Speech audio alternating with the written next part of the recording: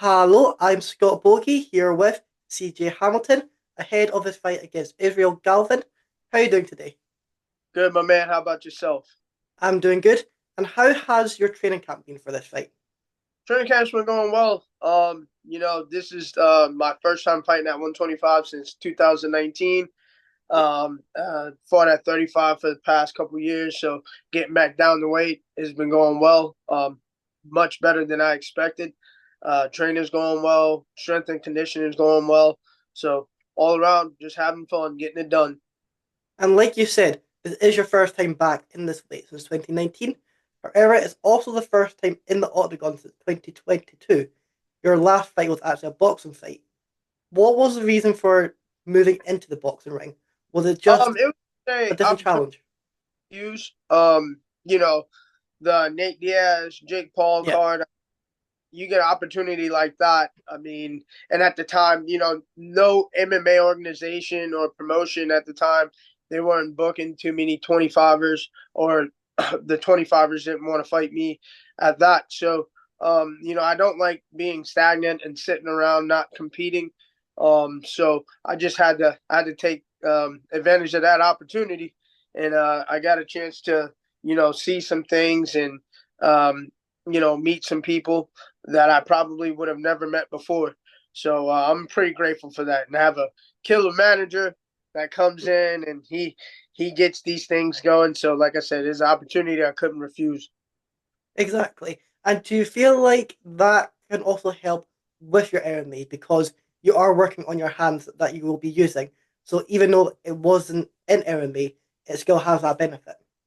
Oh yeah, of course, of course. I mean, anytime on the mat, whether it's boxing, kickboxing, jujitsu, even karate tournaments, wrestling tournaments, anytime on the mat, anytime competing, I feel like that is a benefit for the athlete because you're just getting that extra exposure Yeah, to competition. So yes, I would truly believe that that's gonna be a factor for my future bouts. So I think that was a good way to put it. and you have also stayed active in the wrestling scene. I think I saw somewhere it was like July 27th. You did the championship with that. Yeah, so I actually got approached by Jacob Howland, shout out to him, getting the wrestling scene, the cage wrestling scene, Yeah, getting that going around down here in Georgia. It's awesome. It was great to be a part of. I was actually supposed to wrestle Cody Durden, but unfortunately, he got hurt in his fight previously before that, so he couldn't wrestle in it. So I had to wrestle an alternate, but I ended up making it to the semifinals in a very very stacked weight class, and it was extremely fun. But yeah, once again, just getting out there and getting some mat time. exactly. And do you feel like with the Jake Paul being on that card, that raised your stock even further, just getting your name out there for these other organizations? Oh, of course, because I mean, not many people like to get out of their comfort zones. Yeah, I don't mind going into a. I have a great boxing coach, Coach Keith Kepner. Sorry, um, Kepner boxing, and I mean, we went to him with it, and he thought it was great, and I mean, we just ran with it. And I have a great head coach as well, Chuck Cawthon, who's been coaching me since 2012, and I've been with him uh, ever since. And he liked the idea. I mean, and he preaches that the more competition you're in, the better off you are as a fighter. yeah, Because you can train all day long, right? But you cannot get that good competition. In as far as like just training in the room, you have to be out there on the mat. yeah, exactly. And obviously with Jake Paul, he was a social media influencer. He now turned boxer, and I think I heard in 2025 he is going into the cage as well for PFL. How did you Yes. make of him doing this transformation? I mean, I think it'd be cool. I don't fault anyone for trying to, like I said, step out of their comfort zone. I mean, if he does it, I mean that's amazing because not many people would do that. Yeah, I think of too many boxers, and not to fault. I have many boxing friends and training partners. Not to fault their sport, But there aren't too many boxers, true boxers that go to MMA. I mean, I think one of the last. I mean, we had Clarissa Shields, and she's the GOAT, of course. Yeah, But like James Toney, you know, you remember when he fought Randy Couture, how that happened. I mean, but you have, like I said, Clarissa Shields is very few and far between very great boxers that transition into MMA and do the same as they did in boxing. So I think it's going to be fun to watch him do that. He does have some wrestling background, but you know, you got to think about the training, all the training that he's been doing. He's been boxing for a while, so if he's going to do that, I feel like it's going to be time to brush up on that wrestling and being able to take kicks and see, you know, kicks and avoid kicks. You know what I mean? The defensive yeah. aspect of kickboxing and wrestling and jiu-jitsu. But I think it should be good for him. I think it's good for him. And was there any part of you that was wanting to rely back on that MMA experience and throw a kick when you're in that boxing ring? I think I saw a video a few weeks ago of a fighter getting disqualified because he was losing the fight and just kicked his opponent and knocked him out. 100%. My thing is when I have wrestling shoes or boxing shoes on, I know not to kick. Yeah, Uh, but I don't. I think because leading up to that fight, I trained so much with my shoes on that I knew I wouldn't kick like that. I kind of I made sure that subconsciously that I wouldn't. But there were a couple times where we tied up where it could have been somewhat of a takedown. But I'm glad I didn't act upon it. But yeah, I saw that video, man. That there's so much to be said about that. It's wild. Um, I just, as a fighter, you know, I couldn't imagine being kicked in the face in a boxing match.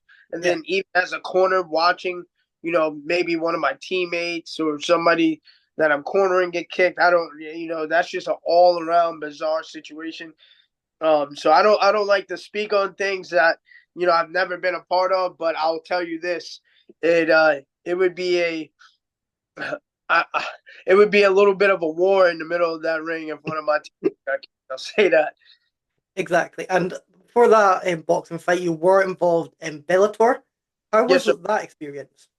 That was real fun.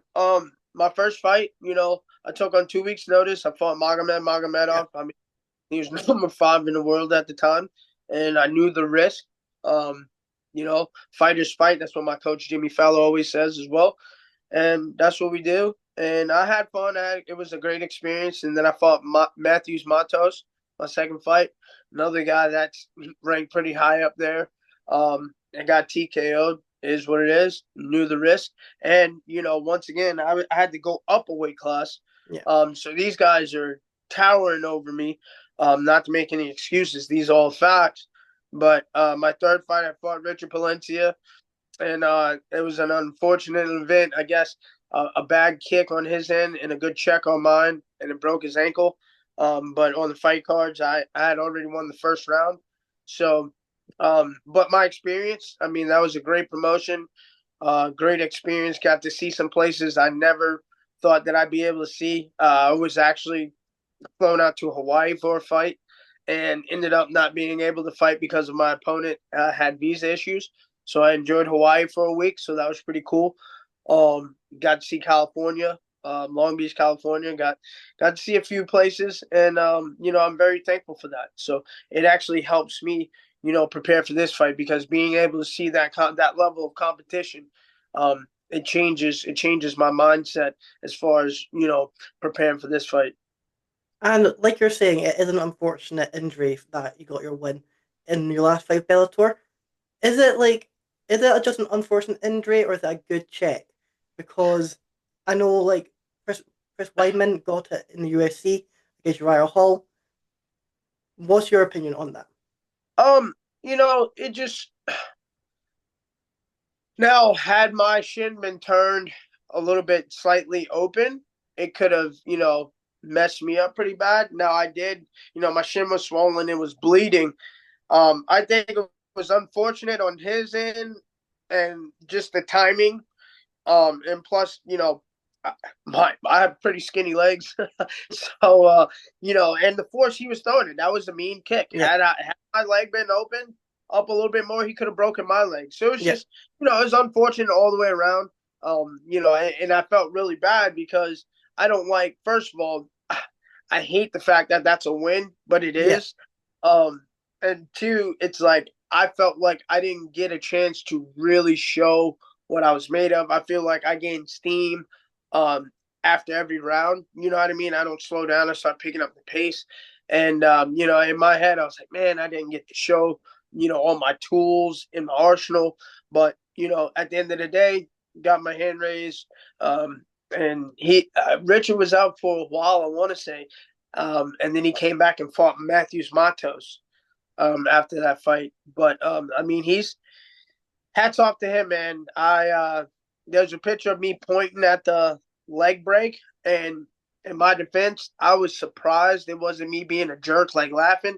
I have a queasy stomach, so being in there and watching that and hearing that, it could have been a double TKO at any point in time because I was on my way to passing out, but I had to grab the cage. Um, so, but yeah, it's unfortunate on both ends. And with your fight against Magomed or Magomedov, did you know that he was also going to, in the future, fight for the world title? I know he did fight Patrick Mix just recently in Paris and lost due to a split decision. hmm Yeah, fighting a guy like him, I knew he was, you know, within the first round. There's levels to it, right? Yeah, So, and my coach says it all the time.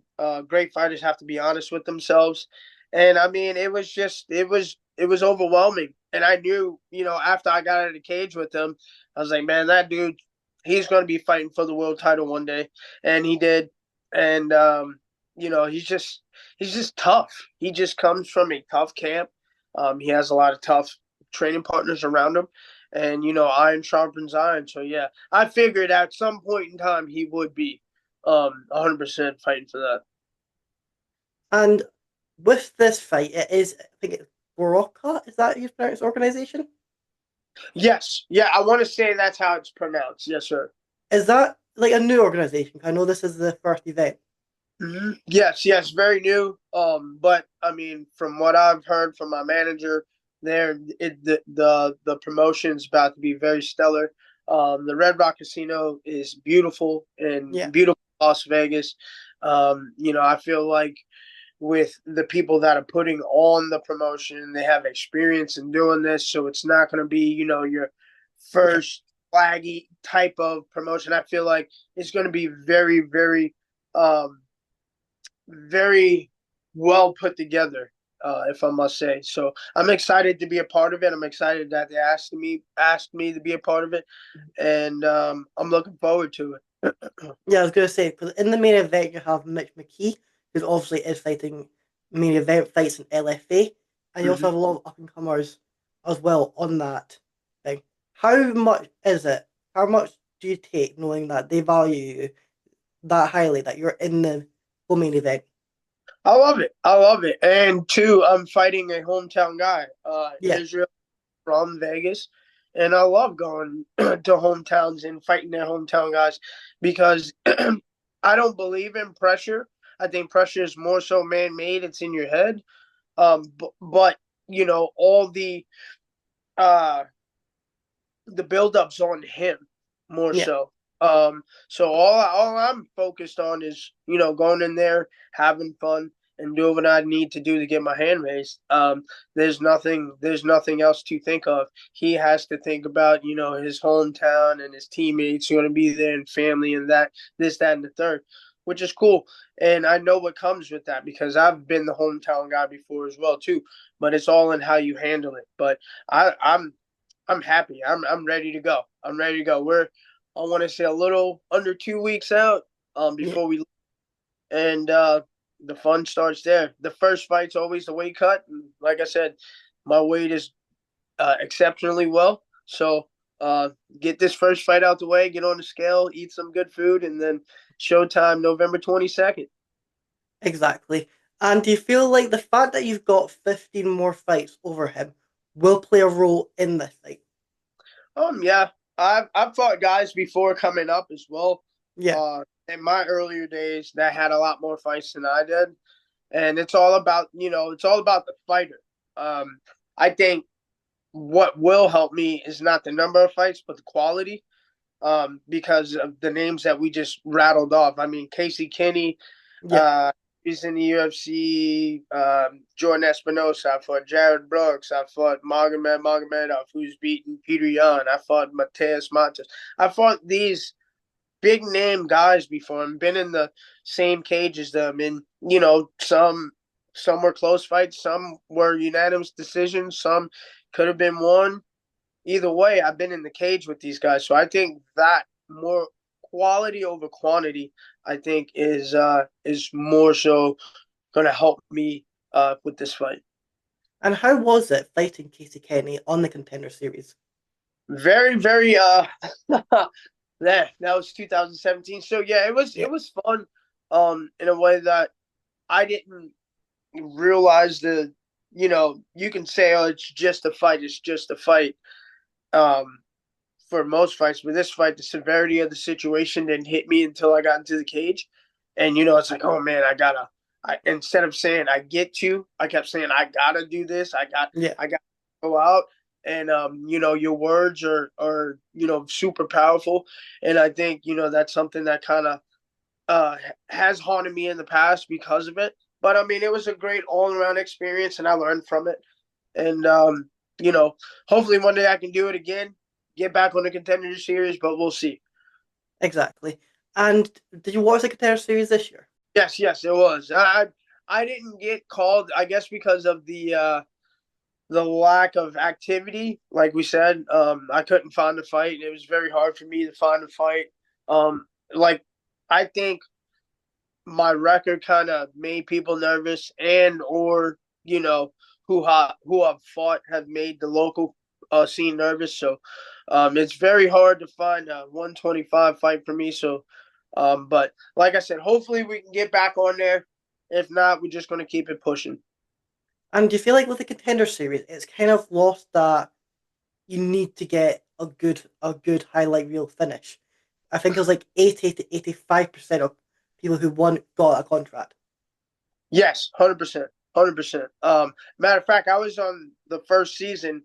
Um, Sean O'Malley was on there with me. So I mean, he did his thing that Yeah, night.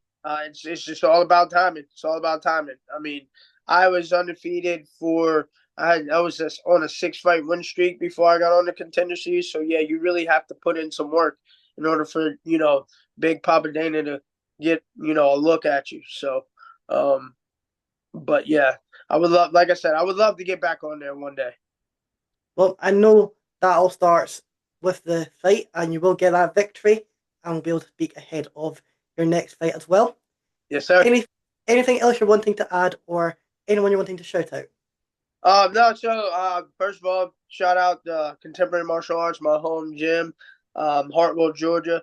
My head coach Chuck Cawthon, my jiu-jitsu coach Jimmy Fowler from Revolution Martial Arts in Edmond, South Carolina. I want to give a shout out to my boxing coach Keith Kepner, Kepner Boxing and Fitness in Athens, Georgia. I would love to give a shout out to my strength and conditioning coach Ryan Haley at a Contemporary Athletics in Hartwell, Georgia. Um, Man, give a shout out to the fight doctors, Chris Chittum, Ari Kramer, in Inman, South Carolina. My manager, on Hodak for KO Reps out there in Texas. Um, I mean, shout out to my team, all my teammates, Christian Harden, Tyler Rucker, Jared Carswell, Gabe Peacock. There's so many people to list. Jay Gray. Um, man, just I'm ready to go. I'm ready to go. Shout out to the city of Hartwell, and thank you, sir, for having me on. Well, thank you very much. Go out there and get that victory.